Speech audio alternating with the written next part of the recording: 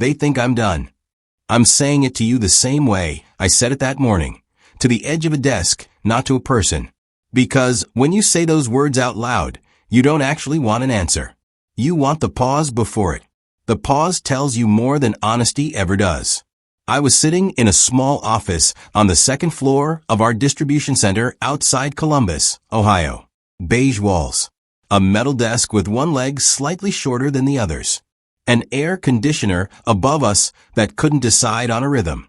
Across from me sat my manager, hands folded, eyes careful. The kind of eyes people use when they've already made peace with something you haven't been told yet. I'd worked for this company 23 years. Long enough to know the difference between thinking and deciding. This wasn't thinking. The silence stretched. 3 seconds. 4. Long enough for me to notice my heartbeat didn't match the hum of the unit above us. It had been doing that lately, skipping, then catching up like an old engine that didn't trust itself at idle anymore. The doctor called it arrhythmia, said the word gently, as if tone alone could soften what 60 years does to a man's body. I wasn't there to talk about my health. I was there to talk about my future. Somewhere along the way, the two had quietly switched places. You learn things when you get older. One of them is that no one fires you outright anymore. They pause. They review. They optimize. Words get softer as conclusions get harder. 6 weeks earlier, on the warehouse floor, my body had made the decision before my mind did. Early shift. Diesel in the air. The steady slap of pallet jacks on concrete. I was halfway down aisle 14 when my chest tightened. Not sharp, not painful, just wrong. Like missing a step on a staircase you've climbed your entire life. I leaned against a stack of boxes, pretending to check a label, then slowly lowered myself to the floor as if it were planned. A young guy walked past. 25 maybe. New boots. Clean vest. He saw me. I know he did. Then he looked away. Quick. Polite. Like weakness was something private. He didn't call anyone. Didn't ask if I was okay. He gave me privacy. And somehow that felt worse than help. That's when the shame hit, not fear. Shame. Back in the office, my manager cleared his throat. We just want to make sure we're doing what's best for everyone. Everyone. That word carries a lot of weight when it doesn't include you. There was a knock at the door before I could answer. HR. She stepped in without apology. 47. Calm eyes. Hair pulled back in a way that said efficiency mattered more than comfort. She didn't smile to soften the room. She nodded once and sat near the door, listening to the words and to what sat underneath them. I noticed she watched my hands, how I kept them flat against my thighs, willing them not to shake. I noticed she didn't rush to fill the quiet. That takes confidence. Or experience. Before I left the building, my phone buzzed. I almost ignored it. Old habit. But something stopped me near the exit sign, under a flickering fluorescent light. It was a voicemail from my cardiologist. Short. Professional. Too careful. Your latest monitor shows irregular spikes, he said. Nothing urgent yet. But I wouldn't postpone decisions much longer. Stress isn't neutral at your age. At your age. He didn't mean it cruelly. Still, the words landed heavier than any diagnosis. I felt my pulse jump again, not pain, just pressure, like my body reminding me it still had a say in this. That was the moment the choice stopped being theoretical. If I stayed quiet, I kept the insurance, the routine, the cover. If I pushed back, asked to be seen instead of managed, I risked becoming difficult, expensive, replaceable. In the corridor, she walked beside me.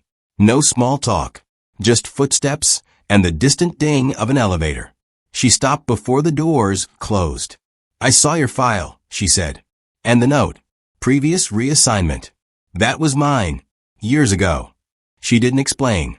She didn't have to. I understood enough.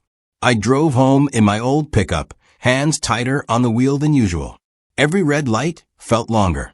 I thought about insurance forms. About my wife's picture on the dashboard. About how quietly a man can become a liability without doing anything wrong. That night, lying awake, I counted my heartbeat instead of sheep. It wasn't fear keeping me up. It was the weight of a choice forming underneath it. Tomorrow I could disappear politely, or I could force the room to look at me while I was still standing. By morning, my heart settled into a steady rhythm. And instead of relief, I felt unease. Because steady didn't mean safe. It meant temporary. And I knew then, whatever I chose next wouldn't just cost me a job. It would decide how I let the rest of my life see me. The first thing that morning wasn't fear. It was pressure. Not pain, pressure. A heavy, deliberate thump behind my ribs that made me stop halfway through tying my shoes. I stayed bent forward longer than necessary, waiting for my body to remember its job. At 60, you learn not to panic. Panic wastes time your heart doesn't have. When the rhythm settled, I straightened up and looked at myself in the mirror. Same face. Same lines. The only difference was something I couldn't see anymore, the sense that my place in the world was solid. On the drive to work, I told myself I was imagining things. That happens when you reach my age.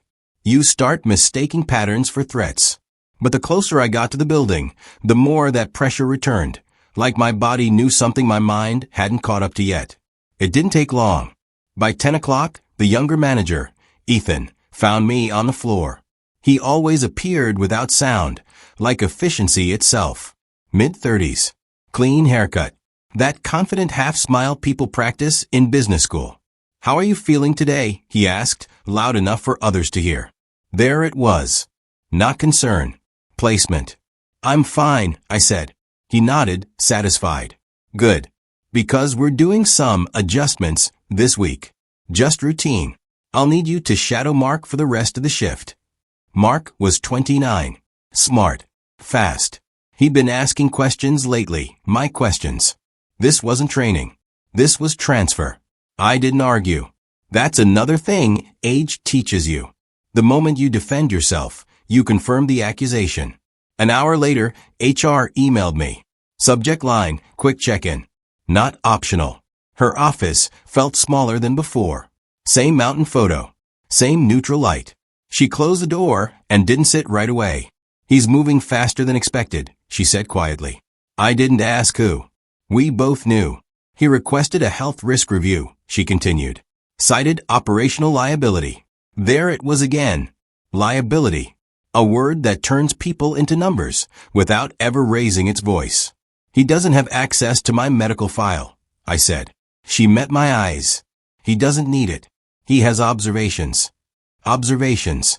Me sitting down too slowly. Me counting my breath. Me being seen.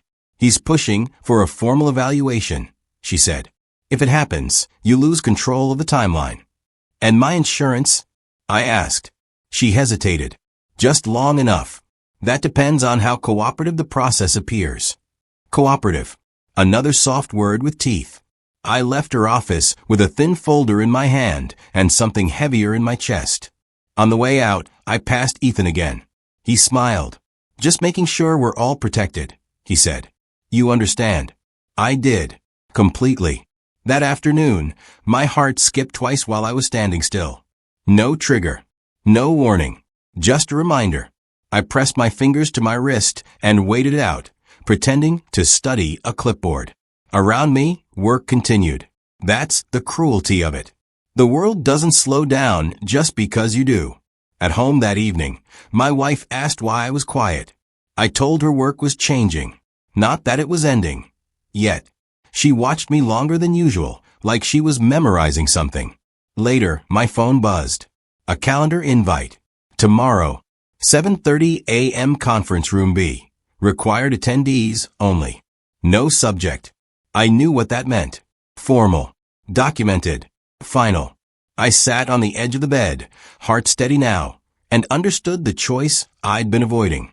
If I stayed quiet, I might keep my coverage a little longer. Fade out safely. If I spoke up, pushed back against Ethan's narrative, I'd become exactly what he needed me to be. A problem. And problems, as I'd been reminded, get solved. I didn't know yet which version of myself would walk into that room in the morning. But for the first time since this started, fear wasn't the loudest feeling. Anger was. And that scared me more. The email arrived at 6:42 a.m. No greeting. No explanation. Just a forwarded message with my name highlighted in yellow and one line underneath it. Per Ethan's observations, further review is recommended. I was standing in the kitchen when I read it, coffee going cold in my hand. Outside, the street was quiet the way American mornings are before people decide who they're going to be that day. I reread the sentence twice, not because I didn't understand it, but because I wanted to be sure it said exactly what it said. Observations. That was the word he'd chosen. Not incidents. Not facts. Observations could mean anything. Or nothing. And that was the problem. Observations don't need proof. They just need momentum. I'm telling you this because at my age, you learn when something crosses a line. Not loudly. Not with drama. Quietly. Like this. By the time I got to work, the meeting was already set. Conference room B, glass walls. Visibility without privacy. Ethan was there first, standing, not sitting. He wanted height. Control. He nodded when he saw me, like we were teammates. We'll keep this straightforward, he said. HR came in last. She didn't look at Ethan when she sat down. That mattered. More than she knew. Ethan spoke carefully. The way people do when they believe language can replace intent. He talked about workflow efficiency, about safety, about patterns he'd noticed. He didn't say my name often. He didn't have to. Every sentence pointed in my direction. Then he did something I didn't expect. He slid a printed report across the table. Not medical. Behavioral. Multiple instances of reduced stamina, he said. Extended breaks. Physical strain. I looked down at the paper. Times. Dates. Notes written by people who'd never spoken to me directly. Someone had been watching, writing, deciding. My heart reacted before my mouth did. One hard skip. Then another. I felt the room narrow, like the air had decided to leave first. I kept my hand still. I wasn't going to give him another observation. HR cleared her throat. These aren't formal findings, she said. They're preliminary. But relevant, Ethan added smoothly. Especially if something were to happen. Something. I understood the threat then. It wasn't about removing me. It was about protecting themselves if my body failed on their watch. If I stayed, I became a liability. If I left quietly, I solved a future problem. That was the choice they were offering. Wrapped in policy. I thought about my wife at home. About insurance forms spread across the dining table. About how a man my age doesn't get to start over easily, no matter how carefully people phrase it. Ethan leaned back. We're recommending a transition plan. Consulting status. Reduced floor presence.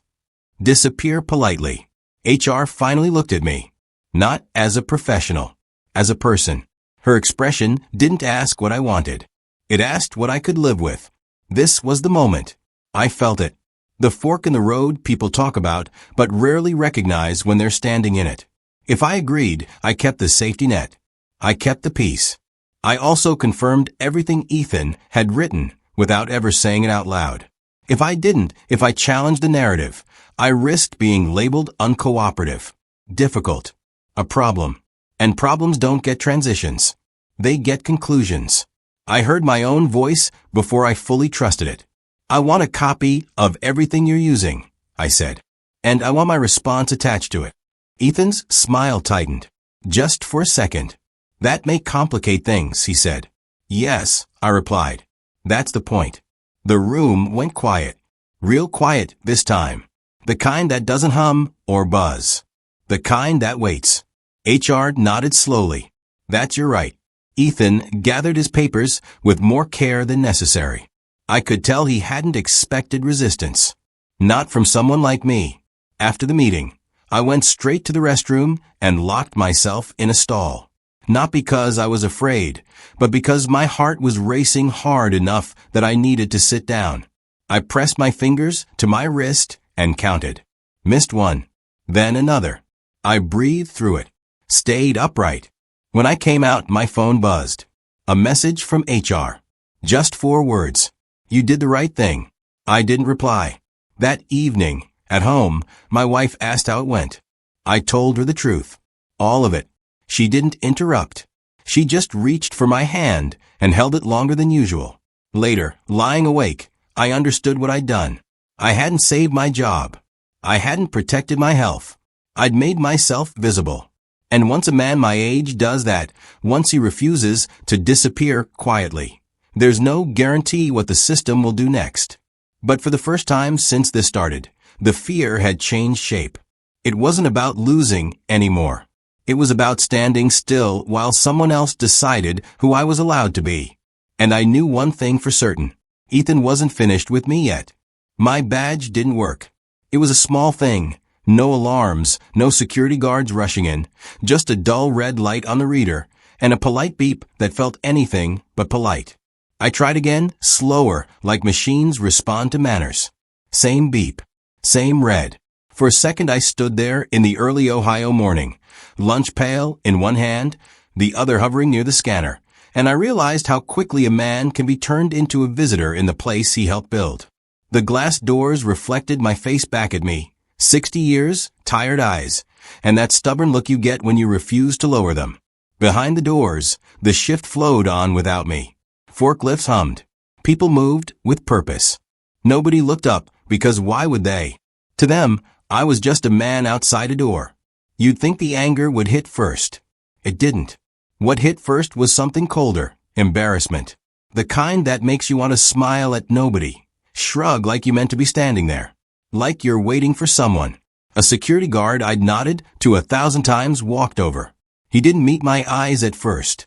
"Morning, sir," he said. Then, softer, "They told me to escort you to HR. Escort." Another soft word with teeth. The walk to the second floor felt longer than it ever had.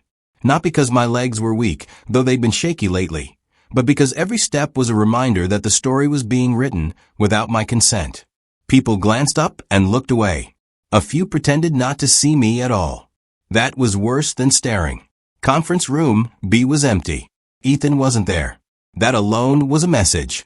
The power didn't need to show itself. It could operate by calendar invites and access codes. Her office door was open. The mountain trail photo was still on the wall. She was standing, coat on, keys in her hand, like she'd been ready to leave. "I didn't know they were doing this today," she said the moment I entered. I watched her face, not for comfort, but for truth. Her jaw was tight. Her eyes had that careful steadiness people use when they're holding something back. "Ethan requested a temporary restriction," she continued. "He framed it as workplace safety. Until the review is resolved."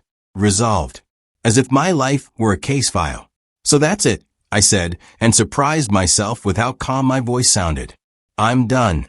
The words hung there. A false ending. Clean. Simple. The kind a company prefers. She didn't accept it. She didn't argue either. She just walked to her desk, opened a drawer, and slid out a thin envelope.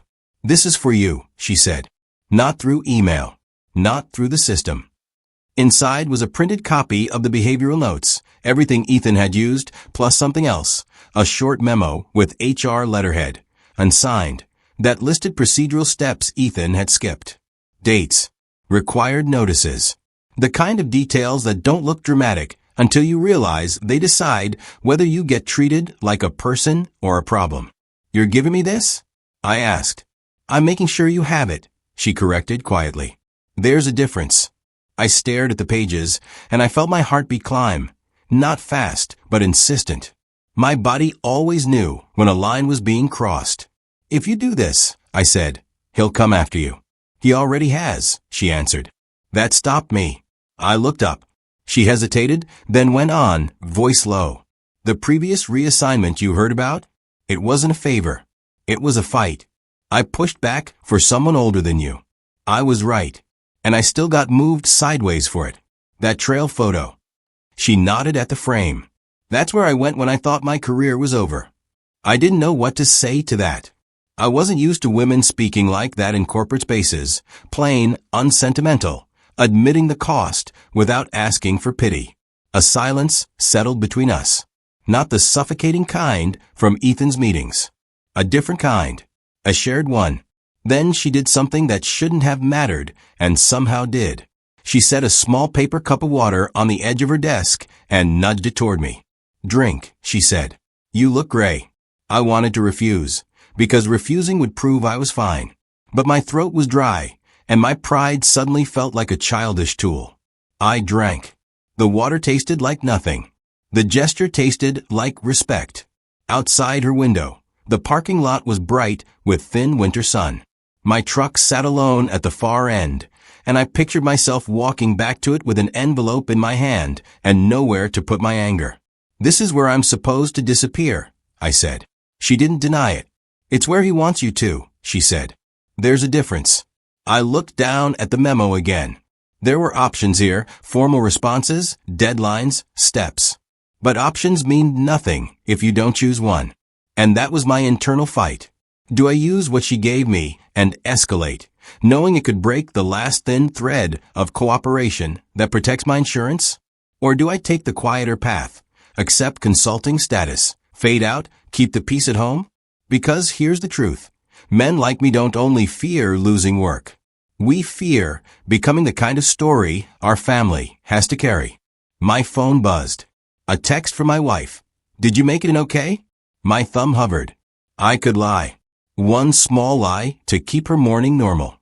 Or I could tell her the truth and let it change the shape of our day. I typed, not yet. Something happened. I'll explain tonight. When I looked up, she was watching me like she'd been waiting to see what kind of man I'd choose to be. Tonight, she said, don't go home and swallow this alone. It wasn't a romantic line. It wasn't even warm. It was practical. It was a lifeline offered without drama. What do you mean? I asked. She reached into her coat pocket and pulled out a business card. On the back, in her handwriting, was an address and a time. Community Center on Henderson Road, she said. There's a free legal clinic for workers. They won't fix everything, but they'll tell you what's real. I can't be seen taking you there. Ethan watches calendars. But I can make sure you know. There it was, the hidden motive. Not saving me. Not playing hero. Making sure I didn't walk blind into his trap. I felt something shift in my chest that had nothing to do with arrhythmia. A quiet closeness. The kind that comes when someone risks their comfort so you can keep your dignity. I slid the card into my wallet like it was something sacred. Why are you doing this? I asked, and hated how small my voice sounded. She looked past me for a second, as if checking the hallway, then met my eyes. Because I watched a good man disappear once, she said. And I told myself I'd never be part of that again. I left her office with the envelope and the card, my badge still useless in my pocket. The building didn't open for me. The system didn't soften. Ethan didn't appear. But as I walked down the stairs, I realized the false ending I'd spoken. I'm done wasn't true. Not anymore. That afternoon in my truck, I stared at the address on the card until the letters blurred. The safe choice was to go home, say nothing, accept the slow fade. The other choice would start a fight I might not win.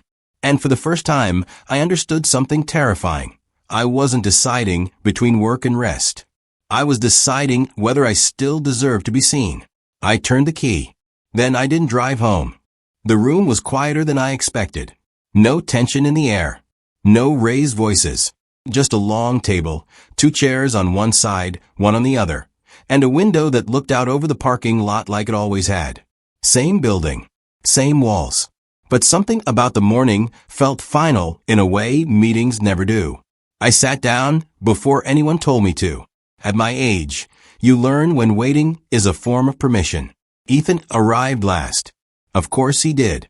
He placed his folder on the table with care, like a man setting down something fragile, then looked at me with the same practiced calm.